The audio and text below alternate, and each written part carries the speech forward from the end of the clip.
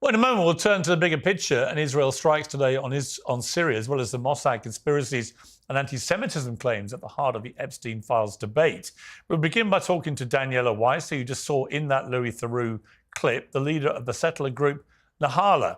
Well, welcome to you, Daniela Weiss. Thank you for joining me on Uncensored. On Piers Morgan Uncensored, host Piers Morgan confronts Daniela Weiss, the so-called godmother of Israeli settlers, with the harsh reality of war crimes, ethnic cleansing, and genocide allegations. This explosive interview reveals a chilling justification for displacing millions of Palestinians and the hardline ideology fueling Israel's occupation. Let's break this down. Let me start by asking you, Mrs. Weiss, you're known as the godmother of the Israeli settler movement. Is your ultimate ambition for all Palestinians to be removed from the West Bank and Gaza? You ask if it's my, it's what I want. It's not ambition.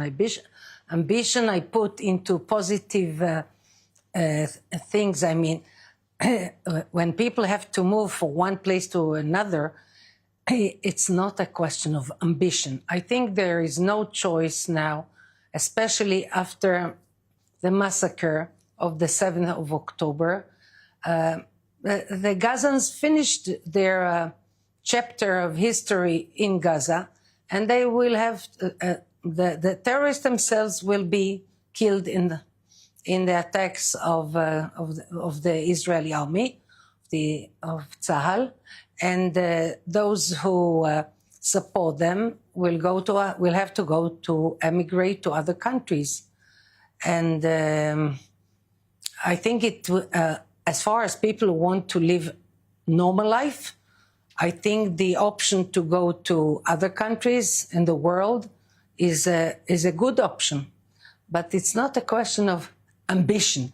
I have an ambition to settle Jews all over the vast areas of the land that was given by God to the Jewish nation. So this is my ambition.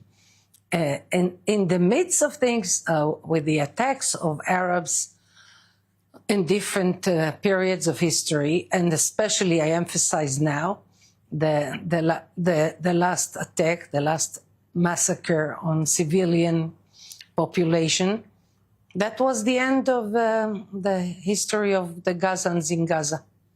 But it doesn't have to do with ambition. Okay, there are 2 million people living in Gaza. Half of those people are under 18 years of age. More than 20,000 Gazan children have now been killed since October the 7th. My follow-up question is, how many of the innocent Gazans, how many of the Palestinian children do you think should come to, say, Israel and to be allowed to settle there? To settle in Israel? Yes. Why? You said if you're going to tell them, if you tell them to leave, well, because if you tell them to leave their home, and you say that they should live in other countries, why would Israel not want to provide a home for them? Direct admission of intent to uproot innocent Palestinians, dismissing their right to their homes and very existence. No. Because the conflict between Israel and the Gazans brought this chapter into its end. We don't take any chance anymore.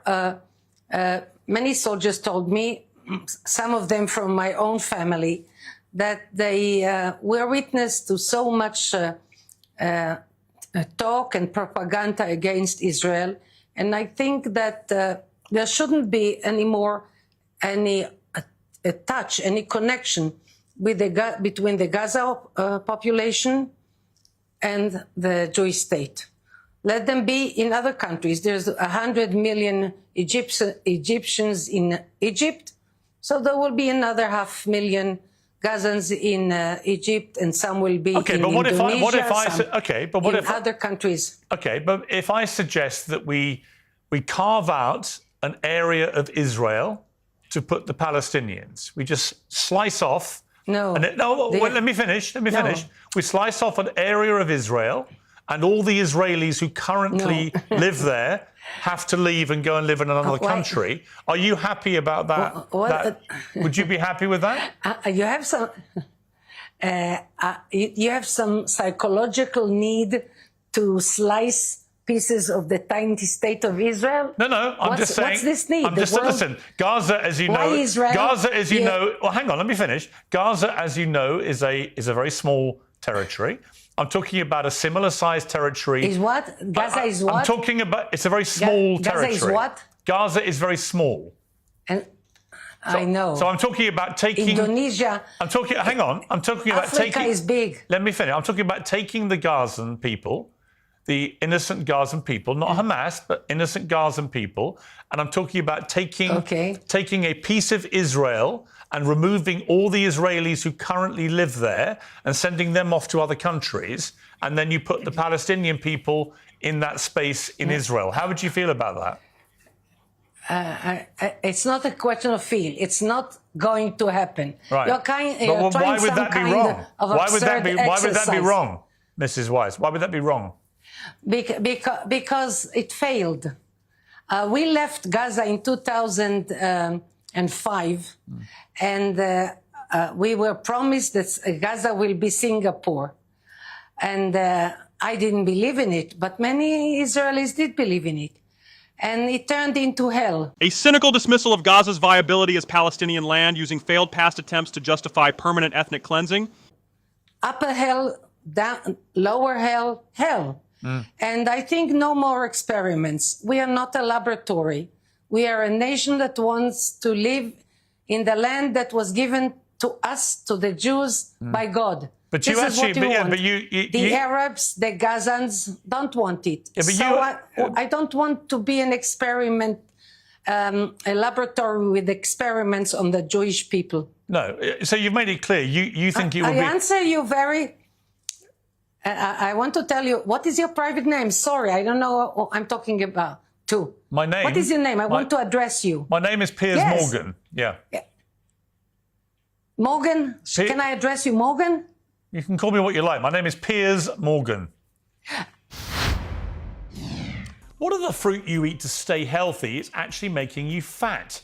According to heart surgeon and Uncensored sponsor, Dr. Steve Gundry, many Americans are making a common mistake with fruit that can cancel out its health benefits. Some fruits support digestion and even help burn calories, but others can disrupt your energy levels and stomach health. Dr. Gundry reveals the top 3 fruits to avoid in a viral video that's already been viewed by more than 20 million people. In it, he explains simple changes that can improve energy, reduce brain fog, support digestion, and even aid weight loss. You can watch the full presentation for free at thehealthyfat.com/Morgan. That's thehealthyfat.com/Morgan. It's also in the show notes. Don't miss this opportunity to learn how a few simple changes can make a big difference to your health. Visit thehealthyfat.com/Morgan to find out how. Piers, help me. Piers, what? I want to address you normally as 2 people who speak. Call me Piers, so it's Piers fine. Morgan, this Call me is what Piers. my... Call me Piers. Piers, okay. So I want to tell you, you want to proceed with an intelligent dialogue, or you're the interviewer and answering, let's continue. But if you want to repeat this experiment of putting Gazans in Israel, the answer is simple. It will never be. No, I heard you. I just wonder. So much. Okay. I just wonder. Okay. Hang on. I just want to give you a question. I just wonder. Obviously, you're outraged by the idea of Palestinian people taking the place of Israelis in Israel, and I understand that. But what gives you the right to then tell Palestinian people, innocent people, children, who've had nothing to do with Hamas, what gives you the right to uproot? Let me finish.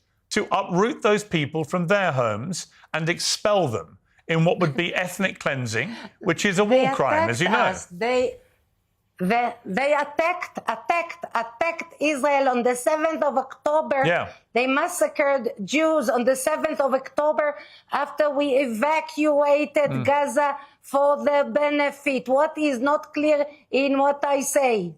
Well, what is not clear is that you have also, in going after Hamas in Gaza, massacred between 70 and 100,000 Palestinians. And at what point does that become disproportionate? At what point does the fact that you won't, that the Israeli government continues to prosecute this war in a way that kills so many children, does this become something which is completely unacceptable? Okay, not acceptable. So it's a fact. If they had not, you say that it is not acceptable. I understand that it's not acceptable by you. I think that if the Gazans hadn't started, the Hamas hadn't started the attack, there wouldn't have been a war. And we, for instance, as people who were evacuated from Gaza, in the past 20 years, I must say it's kind of a unpleasant confession for me, but this is the truth of the matter, that we haven't dealt with the idea of returning to Gaza, returning to our homes, because we said, okay, there was a contract, we gave it away, we didn't want it to happen, it happened, and that's it. The gates closed. Yeah, but here's the thing, here's the problem, Daniela. You have no right, Israel has no right to just take Gaza, to just take the West Bank, to expel take Gaza. To expel 8-9 million Palestinians. You have no right to do this. You have had no right to occupy Gaza for the last God knows how long. Where do you think you have this right to do all this? You're furious at the idea of any part of Israel being given up for Palestinians. Fine. Okay. But why would you then think it's fine for you to take over Gaza and the West Bank? May I ask you, why do you repeat the same question 3 times? You know, I don't see your face, so it's a kind of difficult without the gestures. So well, let me simplify it for you. What gives you the right? What gives you the right to think that you can expel millions and millions of Palestinians? Look here, I don't know if the viewers, the people who see your program, have the patience for a historical summary. As the State of Israel was established in 1948, 3 days after the Holocaust, and 3 years after the Holocaust, and 2,000 years after the dispersion, after the Romans dispersed the Jewish nation. And then somehow there is an ingathering of the Jews in the land of Israel, the biblical land. And the biblical land that we hold to now is very tiny. We tried, according to the partition plan first, to be satisfied with a tiny, tiny piece of land where we have independence. And then when we were small, I would say tiny, and even without Jerusalem, we tried to manage a Jewish independence in the biblical state of Israel. And we were prevented from living this way. I was born before the state of Israel. So I know all this history from my own flesh and blood and my own family and my father wounded in the War of Independence. So we tried to live in a tiny land, and the Arabs didn't let us live. So then there was the 6-Day War, and where I live now was liberated. I say liberated because it's the heart of our homeland in the 6-Day War. And since then, we tried to live peacefully. And the Arabs don't let us. So how can you try to change facts? Now, you gave me a chance to relate a tiny summary of history. If you have another way to put it, please go ahead. Okay, I'll put it this way. I'll put it this way. I am a guest. Let me put it this way. The UK government has sanctioned you personally in May of this year. You were described as having been involved in threatening, perpetrating, promoting and supporting acts of aggression and violence against Palestinian individuals. You've been described as the head of extremist settlers. The vast majority of the international community, including the United Kingdom, consider the settlements illegal under international law. Last year, the UN's top court, the International Court of Justice, said that Israel's occupation of Palestinian territories is against international law, and Israel should stop settlement activity in the occupied West Bank and East Jerusalem and end its illegal occupation of those areas and the Gaza Strip as soon as possible. So that's a bit of history for you, which is that you have been seen as the godmother of Israeli extremists who believe that you have a right to all this land, you have a right to settle where you want to, you have a right to expel all the Palestinians and to take over their land. And I say to you that actually, under international law, you do not have that right. It's actually a crime, what you're doing. And you should stop doing it. So that's my question. My question for you is, why do you continue to break the law? I don't know. You present things in a very journalistic way, so I don't know. Well, they're facts. You say, do it. Everything I just read you is a fact. Yes. What facts? What facts? I just read you the facts. I can read them again if you didn't hear them. Morgan, listen to this. I never hide what I do. I am being interviewed by you and by everyday media people come to this home and to the hills where I establish communities. And I tell what I think and what I do and what I plan. So if there is anything in what is so openly exposed that can be considered illegal. Brazen defiance of international law with full awareness, highlighting a disturbing normalization of war crimes under settler ideology. You're committing war crimes. What is illegal in what I do? You're committing war crimes. Why? So you're speaking to me now. Yeah. You're giving so much time in your program to a person who commits war crimes. Yeah. Why do you do it? I'm holding you to account. What's the sense? I'm holding you to account for your war crimes. I'm telling you should stop your war crimes. I'm telling you, you have no right to displace millions of Palestinians and kick them out of their homes. You don't have that right. Morgan, you hope that through your program you will enhance the chance that I will be put to trial? Is this why you give me so much time in your program? Yeah, I think ultimately you should face a trial. This searing exchange lays bare the unapologetic mindset driving the Israeli settler movement, an ideology rooted in divine entitlement, ethnic cleansing, and the ruthless displacement of millions. Daniela Weiss's blunt admissions contrast Piers Morgan's relentless pursuit of accountability as he calls for justice under international law. This is not just a conflict of narratives, but a clash over human rights and legality. Drop your take below. Where do you stand on this ongoing crisis?